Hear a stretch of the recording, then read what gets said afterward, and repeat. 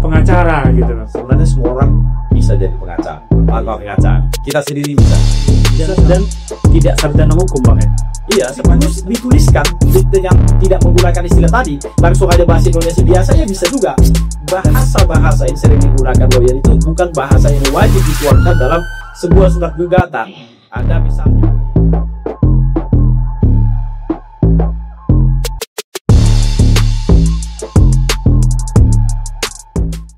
Halo, apa kabar teman-teman kedan-kedan penonton CKR?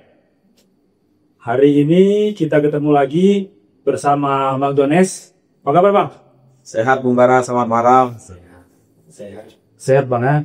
Nah Bang, kita ini kan udah sering diskusi Bang tentang kemarin tentang KPR, kredit kendaraan bermotor, dan tentang ya pinjol sama yang apa itu Bang? Apa namanya, buruh Bang? Iya. PHK. Terjadi. Nah ada pertanyaan Bang dari pemirsa saja. Tadi bilang gini Bang, yang kalian yang disampaikan di podcast itu bagus, tapi semana kami bisa menjalankan yang dibilang itu, sementara kami harus sewa pengacara gitu loh. Itu jadi ketakutan tersendiri sama mereka Bang. Kalau dalam bayangan mereka ketika ada masalah-masalah hukum yang mereka hadapi, akan mengeluarkan uang untuk menyewa jasa pengacara gitu. Jadi sebenarnya solusinya ini gimana? Baik, memang sudah kabum ada sebuah tren, atau seperti semua legacy dari profesi lawyer terhadap lawyer atau pengacara atau advokat ini kan biasanya mahal. Iya mahal. Nah, ini kan semua legacy yang terus menerus sampai kepada benak semua masyarakat, ya kan? Pada prinsipnya atau sekedar pada umumnya pengacara ini filmnya mahal pada ini. Nah, tetapi ada beberapa hal yang banyak masyarakat, mungkin sebagian masyarakat belum tahu bahwa enggak dalam semua hal dia membutuhkan lawyer atau advokat. Begitu? Enggak dalam semua hal. Ada hal-hal yang dia berperkara, menjalankan perkaranya atau menjalankan proses berperkaranya, sebenarnya kalau masyarakat itu mengerti, bahkan dia tidak memerlukan seorang pengacara atau advokat. Jadi dia bisa langsung jadi diri dia untuk membela dirinya gitu. Jadi dalam banyak hal, sebenarnya semua orang bisa jadi pengacara. Jadi, tidak harus juga sarjana hukum. Harus sarjana hukum? Tidak harus sarjana hukum. Apalagi di era keterbukaan informasi teknologi informatika luar biasa maju, semua informasi bisa diakses. Informasi hukum, undang-undang, ketentuan norma-norma hukum, prinsip-prinsip hukum, semua bisa diakses. Di Google kan, sediaannya di Google. Nah, ada lagi sekarang Bang, ChatGPT ada lebih gampang. Dalam hal apa semua orang bisa jadi pengacara, terutama dalam perkara-perkara perdata umum. Kalau masyarakat umum ini, masyarakat penonton CKR nggak terlalu ngerti dia Pak, apa itu perdata umum. Nah, di pengadilan negeri, kan pengadilan tingkat pertama itu namanya pengadilan negeri. Baru nanti ada pengadilan tingkat banding namanya pengadilan tinggi, pengadilan tingkat kasasi namanya Mahkamah Agung kan. Di pengadilan negeri itu ada beberapa jenis perkara yang diperiksa, diadili dan disidangkan di pengadilan negeri. Secara hukum kan orang taunya ada perdata, ada pidana gitu kan. Sebenarnya perdata ini pun ada beberapa jenis lagi. Ada perdata umum, ada perdata khusus niaga, ada perdata khusus hubungan industrial, ada perdata khusus perikanan, ada beberapa. Ada. Nah, yang bisa kita semua jadi pengacara untuk diri kita sendiri, ataupun untuk keluarga kita, itu dalam perkara-perkara perdata umum. Contohnya itu? Misalnya, gugatan perbuatan ingkar janji. Ada orang berhutang kepada kita nggak bayar. Ada orang menerobos tanah kita, lalu kita gugat supaya untuk mempertahankan hak kita atas tanah yang diserobot tadi, misalnya. Itu bisa Bang? Warisan pun bisa. Warisan bisa? Iya, sengketa tanah, warisan, perbuatan ingkar janji, misalnya ada yang melanggar kontrak atau perjanjian mereka sepakati. Boleh. Banyak hal sebenarnya perdata umum ini.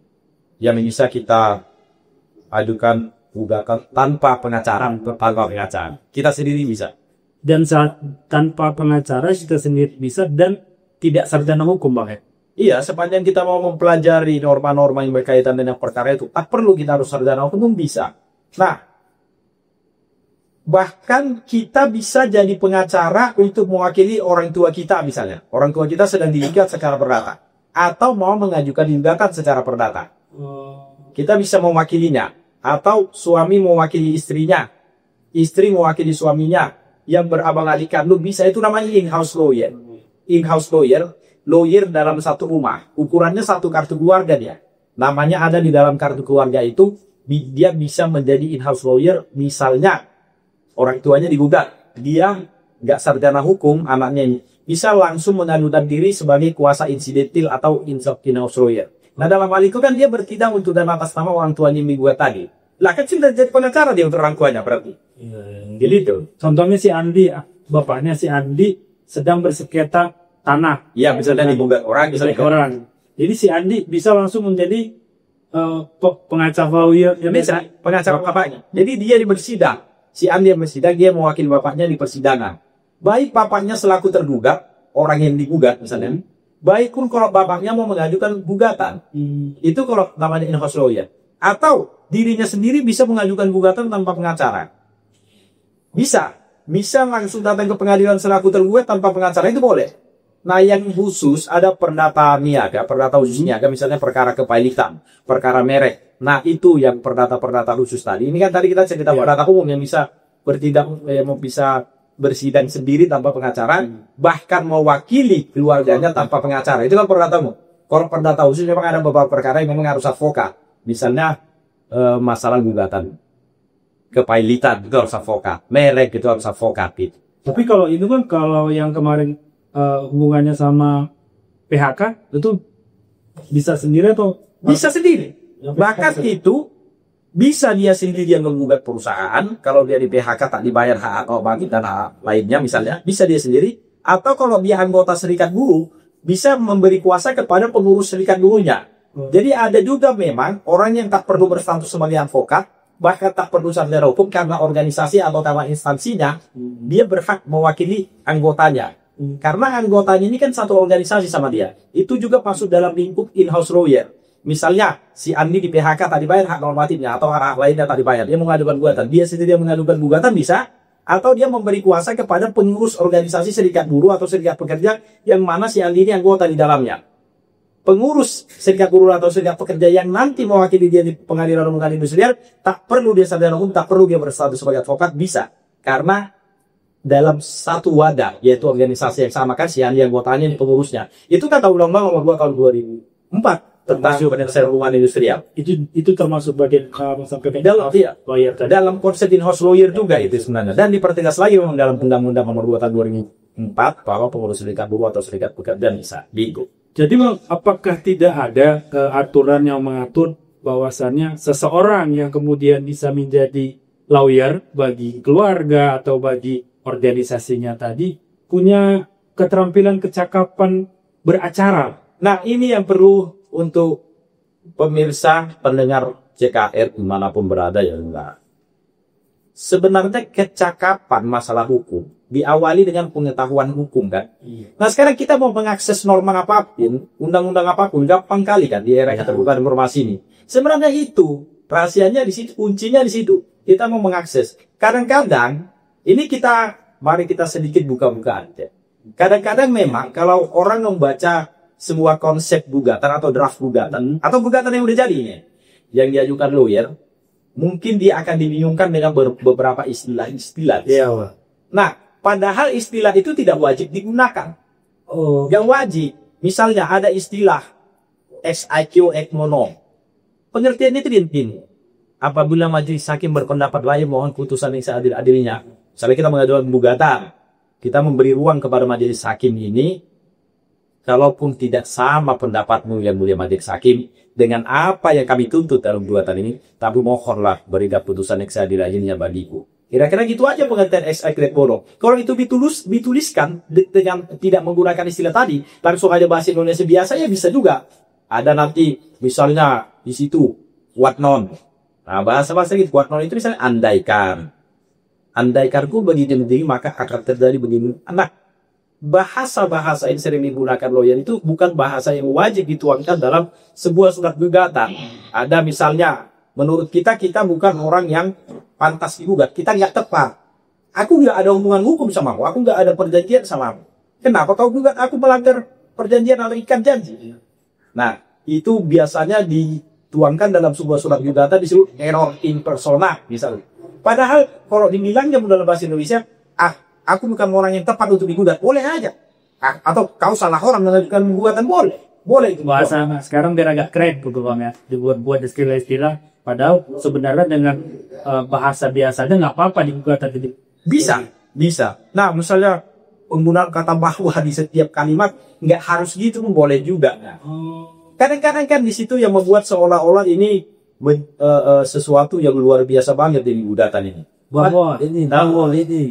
Padahal membuat gugatan itu ceritakan aja kasus kita apa adanya. Itu dasarnya dulu. Menceritakan kasus kita apa adanya, tetapi yang perlu dibatasi, tak perlu dia seperti misalnya cerita sinetron. Yang ada faktanya aja, yang ada suratnya, yang ada fakta hukumnya, itu aja ucapkan di situ. Tuliskan dalam gugatan ini. Itulah dasar kita mengajukan gugatan. Nah, setelah selesai kita ceritakan, lalu apa yang kita tuntut? Misalnya, supaya dia dihukum untuk menyerahkan tanah yang diserobotnya, misalnya gitu. Ya itu aja sebenarnya gugatan. Jadi Bang, di gugatan itu di setiap pengadilan itu tidak ada metodologi penulisannya yang sudah ditetapkan. Misalnya apakah ada standar baku? Tidak ada. Yang ada itu formalitasnya. Yang penting di situ ada kepada YTH, Ketua Pengadilan Negeri ini di sini. Misalnya Ketua Pengadilan Negeri Medan di Medan, cukup gitu aja. Hal gugatan perdata boleh.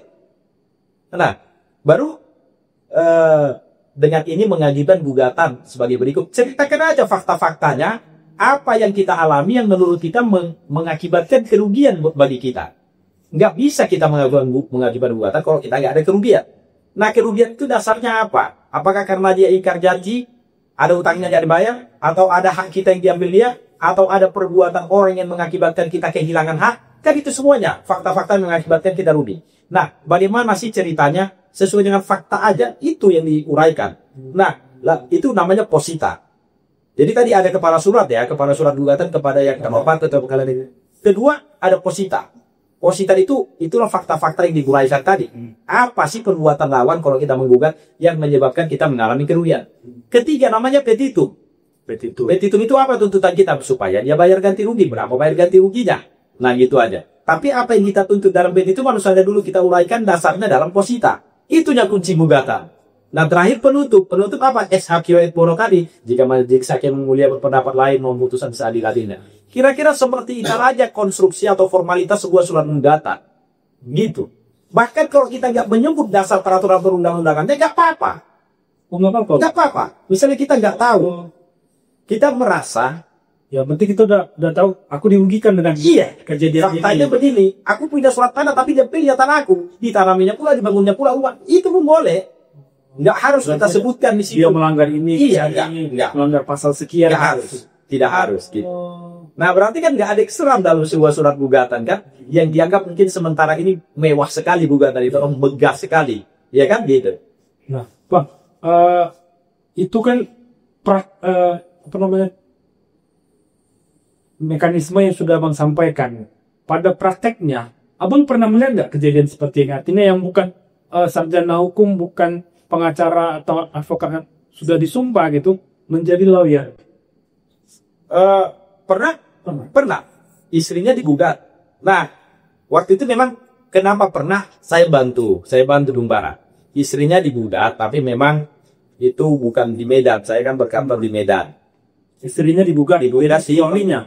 Ya, digugat di Pengadilan Negeri Jakarta Timur. Suaminya yang jadi pengacara.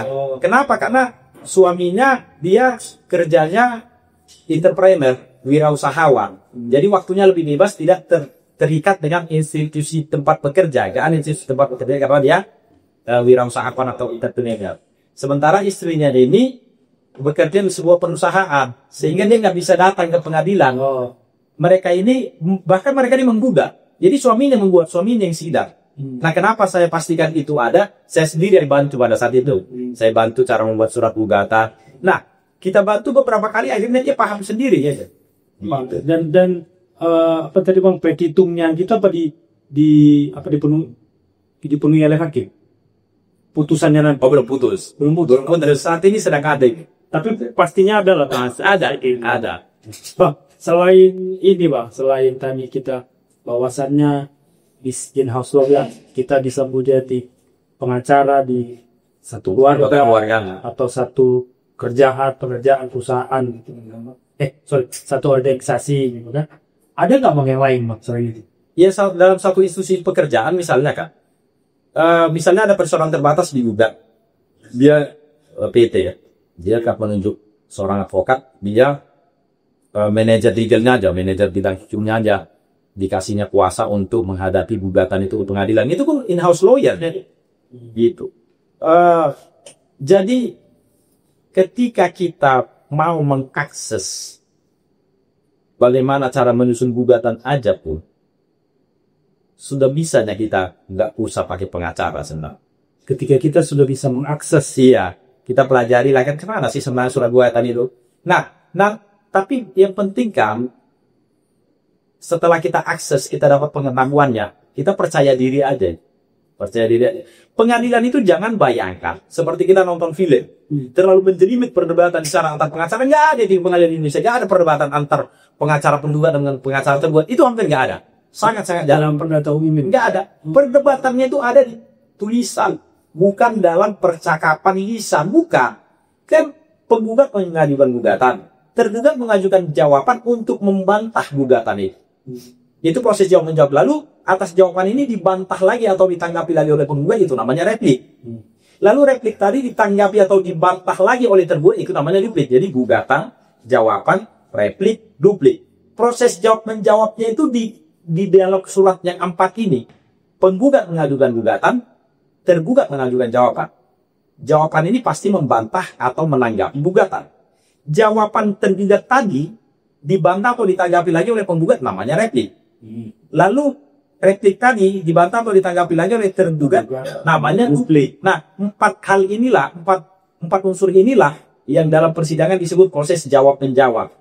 Nah, perdebatan penggugat dan tergugat, apakah langsung dia yang hadir ataupun kuasa hukumnya, adalah tertulis. Karena ini semuanya tertulis. Nah, setelah itu apa? Proses berikutnya pembuktian. Oh, sebenarnya iya, udah selesai proses jawab menjawab yang 4 agenda tadi. Lalu pembuktian. Pembuktian ini lebih karena menunjukkan surat-surat bukti. Surat-surat bukti. Perdata. Iya. Dan kalau ada saksi boleh diajukan dalam perdata. Perdata itu pada umumnya bukti surat yang paling utama, lalu yang sekunder saksi. Nah, apa sih sulitnya mengajukan bukti surat? Nggak ada sulitnya. Yang penting bukti surat kita fotokopi. Setelah difotokopi, namanya dinasegelen. Dinasegelen itu bukan dilegalisir ya. Dinasegelen ke kantor pos untuk memeteraikan aja. Untuk pemeteraian bukti. Nanti ditempel meterai, lalu distempel oleh kantor pos, itulah dinasegelen namanya. Nah, kalau disebut legalisir nggak cocok karena kantor pos itu tidak membandingkan dia dengan aslinya. Jadi bukan legalisir. Nanti di pengadilan kita ajukan yang sudah dinasegelen tadi, foto yang dinasegelen tadi, dimeteraikan tadi, kita tunjukkan aslinya. Sesederhana itu. Apa sih payahnya melakukan itu gitu? Ke kantor pos kita belum ngerti di mana pemeteraian bukti, kita bilang, udah langsung itu juga mau di sana petugasnya. Gimana cara memeteraikan bukti? Oh, Bapak tempeli dulu meterai di setiap bukti-bukti mau Bapak ajukan. Pemilik kantor pos juga tahu itu. Menghadirkan saksi, ya kita tanya aja apa yang diketahui saksi yang menguntungkan bagi kita. Kan sesederhana itu sebenarnya proses perkara itu. Jadi nggak ada yang sangat mewah sebenarnya di dalam ruang sidang ini. Semuanya biasa-biasa aja. Nah, yang agak mewah mungkin pakaiannya para lawyer kan gitu kan. Bang, tadi kan dari mulai gugatan didaftarkan, jawaban, replik, duplik, kemudian pembuktian dan pemeriksaan saksi, sampai nanti dapat putusan di pengadilan negeri. Itu biasanya berapa lama, Pak? Kira-kira 6 bulan. Kira-kira 6 Kalaupun lebih cepat dikit, lebih lama dikit aja, tidak terlalu lama. Nah, tapi diusahakan di pengadilan perdata umum itu 6 bulan paling lama putus, walaupun dalam prakteknya belum tentu tercapai. Gitu, yang 6 bulan ini bisa aja lewat situ tidak terlalu masalah. Karena sebenarnya nggak ada ketentuan baku dalam undang-undang, hanya surat edaran Mahkamah Agung aja diupayakan 6 bulan selesai. Untuk tingkat pertama, tingkat pertama di pengadilan negeri. Nah, pemirsa penonton keren-keren CKR, itu tadi mekanisme tentang bagaimana kita sebagai pribadi bisa menjadi pengacara bagi diri kita sendiri atau pengacara bagi keluarga kita sendiri, kemudian mendaftarkan gugatan, jawaban replik duplik itu bang terhadap dia, replik duplik pembuktian dan sampai putusan bang. Nah bang, ini kan bang terhadap perdata umum bang. Ya. Nah ada juga gini bang, hal-hal yang sederhana aja loh bang. Misalnya teman kawan Akil bang, dia merasa punya piutang sama seorang teman lah, dia punya piutang sama seorang teman, nggak dibayar-bayar bang. Kemudian dia pergi ke pengacara gitu bang, lawyer gitu kan. Nah kemudian dia harus membayar beberapa rupiah lah kebetulan itu bang, saya sebutkan kan, untuk kemudian lawyer ini buat surat bang, somasi kepada yang milik piutang itu bang, kepada yang berhutang, kepada yang berhutang itu kan, ke teman gini apa, ke orang yang berpiutang kan? Orang berpiutang. Nah somasi bang, nah dan somasi ini juga bisa dilakukan pribadi atau memang harus secara? Bisa kan, selama ini dalam benak sementara orang, bahkan banyak orang, seolah-olah somasi ini produknya seorang advokat atau pengacara. Padahal somasi ini pengertiannya hanya teguran hukum atau mengingatkan, peringatan. Mau kita buat judulnya somasi, mau kita buat judulnya teguran hukum, mau kita buat judulnya peringatan, boleh. Itu mengingatkan orang yang menurut kita dia harus melakukan sebuah kewajiban untuk kita. Karena kalau tidak dilakukannya kewajibannya, maka kita dirugikan. Maka kita ingatkan, kita tegur dia, hai, laksanakan kewajibanmu, yaitu membayar utangmu sekian rupiah kepada saya. Itulah somasi. Atau misalnya kita merasa tanah kita diambil orang, padahal kita punya sertifikat hak milik. Nah, sebelum kita ajukan gugatan, kita tegur dia, itu tanah saya. Saya lampirkan buktinya, itu fotokopi sudah itu yang lampir. Oleh karena tak ada hak di situ. Udahlah, serahkan itu dalam keadaan baik dan kosong tanpa syarat apapun kepada saya, karena saya lain berhak dan satu-satunya boleh yang sah. Misalnya begitu. Nah, ya kalau nggak Anda serahkan, ya terpaksa kami mengajukan gugatan atau menempuh upaya hukum. Itu aja inti somasi yang kita anggap juga seolah-olah somasi ini barang mewah, ya kan? Nah, pakai biasanya kalau lawyer pakai kop surat, pakai stempel gitu kan, itu hampir nggak ada pengaruh apa-apa. Kop surat sama stempel itu boleh dibilang style aja. Kalaupun dia pribadi mengajukan itu, ya kan, dia buat perihal ketentuan hukum boleh, perihal somasi boleh, perihal peringatan boleh. Nah, dia tulis apa adanya, apa yang dia rasa orang yang disomasi harus melakukan kewajibannya supaya dia tidak dirugikan, tulis saja di sini. Tapi yang penting ada jangka waktunya. Kami beri saudara jangka waktu atau tempo 1 minggu atau 3 hari. Kira-kira begitu aja tuh. Kalau tidak, kami mengajukan upaya hukum. Nah, bahkan somasi itu jangan kasar. Tidak penting kasar juga. Bahasa somasi itu bahasa halus saja. Karena pengacara sekalipun yang mensomasi, kalau belum dipenuhi, tetap harus menempuh upaya hukum, misalnya mengajukan gugatan. Kita mau mensomasi, kalau nggak dipenuhi, tetap harus menempuh upaya hukum, misalnya mengajukan gugatan. Kan sama aja. Jadi itu sebenarnya sejatinya bukan produknya advokat. Semua orang bisa melakukan. Semua orang. Jadi dari awal ini ketika aku misalnya bang punya merasa bahwasannya batas tanah yang pemiliki diserobot sama tetangga, misalnya gitu bang. Awal melakukan somasi. Bang, somasi bisa dilakukan secara pribadi, bisa secara sendiri-sendiri. Kemudian dengan tempo yang waktu yang sudah sampaikan dalam somasi tidak diindahkan sama yang menyerobot tadi, aku mendaftarkan gugatan. Ya ada permasalahan ini. Dan tanpa pengacara, tanpa lawyer bang. Yang penting paling penting kita ketahui. Gini ya, ada sebuah rahasia. Ya sebentar lagi saya kasih tahu, jadi nggak rahasia lagi ya, setelah saya ucapkan. Sebenarnya dari ribuan perkara di peradilan perdata umum, misalnya pengadilan di Medan, nanti di bulan 12 bisa sampai register perkara itu sudah sampai 6 ribuan. bisa lebih lagi. Sebenarnya dari sekian banyak perkara perdata umum, hanya ada 2 jenis. Hanya 2, nggak lebih dari 2. Jenis perkara itu kalau nggak perbuatan ingkar janji atau prestasi, pasti perbuatan melawan hukum. Nah, perbuatan melawan hukum ini disebut misalnya konfirmatik dat, itu pada umumnya orang bilang, atau konfirmatik itu. Nggak harus kita ucapkan, kita tuliskan di istilah konfirmatik, tidak apa-apa. Nggak harus kita tuliskan di istilah prestasi, tidak apa-apa. Misalnya gugatan prestasi karena orang nggak bayar utangnya, karena orang nggak memenuhi kewajibannya dalam perjanjian, itu gugatan prestasi. Karena orang menyerobot tanah kita misalnya tadi, ya kan? Karena orang tidak mau membagi warisan, itu gugatan perbuatan melawan hukum. Perbuatan melawan, nah, itu aja yang pertama harus kita tahu dasarnya. Yang kedua, prosesnya. Proses berperkara itu, kalau kita datang ke pengadilan, kita mau mendaftarkan perkara, kita tanya kan nanti di pengadilan itu namanya PTSB, pelayanan terpadu satu jilid. Di situ ada konteks perdata, pidana, hukum, umum, niaga, dan hubungan Islam dan lain-lain. Karena kita mau mengajukan gugatan perdata umum, kita ke perdata. Tanya aja prosesnya, bagaimana mendaftarkan gugatan. Nah, sekarang memang mendaftarkan gugatan pada umumnya pakai e-court. E-court itu pengadilan ya, pengadilan. Jadi pakai secara online sekarang. Nah, ini lagi yang perlu diketahui. Ini salah satu yang seolah-olah juga sangat luar biasa ketika kita berhadapan dengan istilah kami para advokat ini punya akun di e-court, kan? Nah, yang penting kita ketahui bukan hanya advokat yang bisa punya akun e-court. Bukan. Bedanya advokat tidak sedang menjalankan perkara pun dia bisa membuat akun e-court. Tapi kalau masyarakat biasa ketika dia mengajukan gugatan, baru dia buat akun e-courtnya. Nah, bagaimana cara membuatnya? Ada nanti petugas yang membimbing. Mudah sekali, ya ada yang sulit di situ. Jadi nanti gugatan yang sudah siap kita susun ini, cara mengajukannya, mendaftarkannya nggak manual lagi. Dari rumah bisa kita ajukan gitu. Semudah itu. Nah, tinggal bayar biaya perkara, dan biaya perkara itu nggak besar ya. Yang besar itu kan fee-nya lawyer atau honornya lawyer. Tetapi kan memang honor lawyer itu mau sekecil apapun atau sebesar apapun jumlahnya, nggak ada yang bisa dipersalahkan, itu kesepakatan antara lawyer dengan kliennya.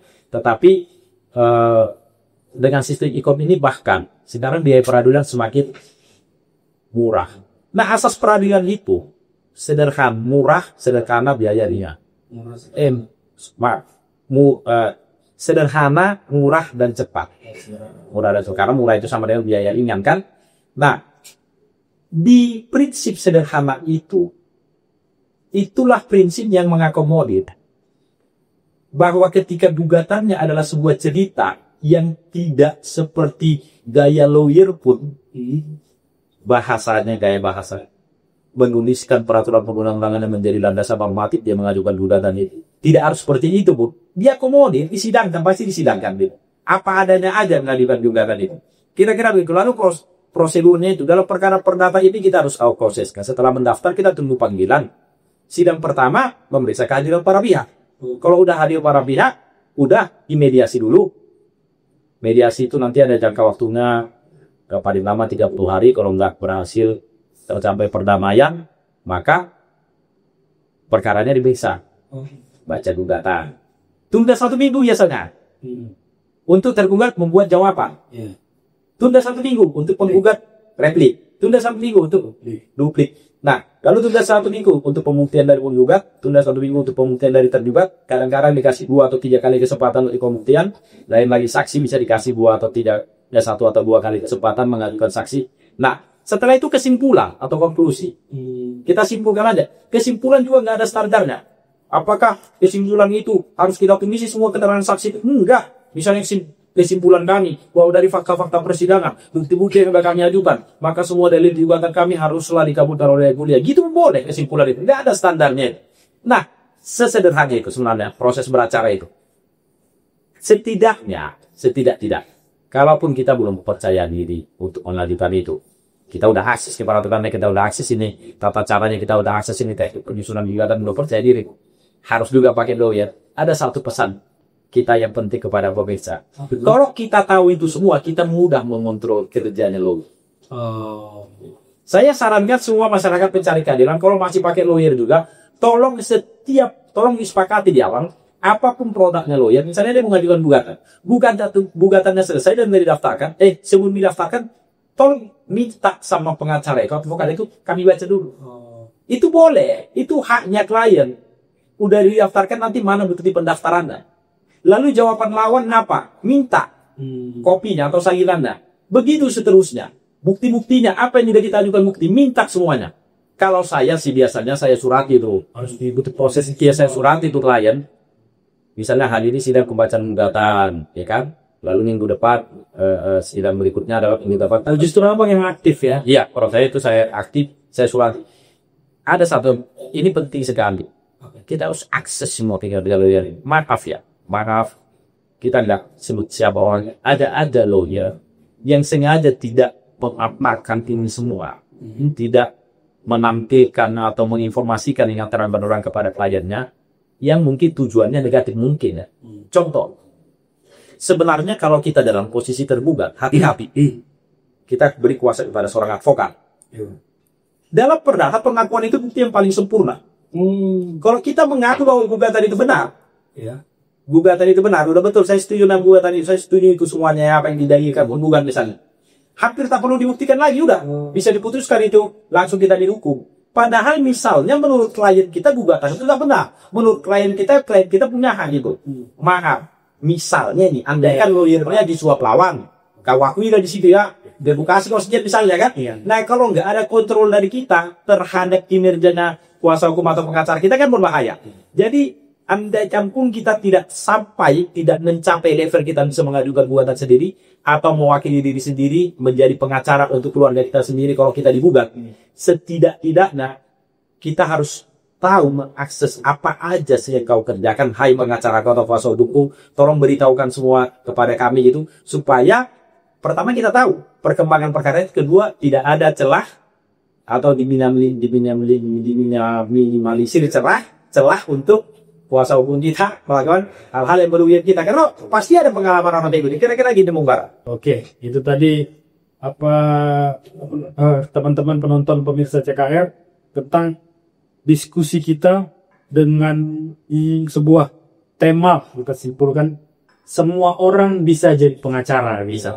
Nah, tadi sudah dijelaskan Bang Jones mulai dari awal, somasi bisa kita lakukan sendiri, gugatan juga bisa kita lakukan sendiri. Sebelum ditutup Bang, apa Abang Abang profesinya pengacara Bang. Dengan Abang membuka cerita tentang somasi dan perdata umum ini, bisa kita sendiri menjadi pengacara atau in-house lawyer itu tadi Kak. Apa Abang nggak takut profesi Abang ini menjadi sepi peminat gitu? Atau Abang digunjingkan oleh teman-teman seprofesi Abang? Nah, maka tadi kan saya bilang bahwa semua apa yang dikerjakan lawyer, kalau itu adalah pengacara kita harus tahu itu diuji. Nah, kadang-kadang justru yang kita khawatirkan, kalau masyarakat pencari keadilan yang meletakkan sebesar-besar harapan dan meletakkan sebesar-besar kepercayaan di dunia lawyer ini, menggantungkan setinggi-tinggi harapan kepada lawyer, tapi nggak tahu apa yang dikerjakan lawyer, itu kan berbahaya bagi masyarakat pencari keadilan.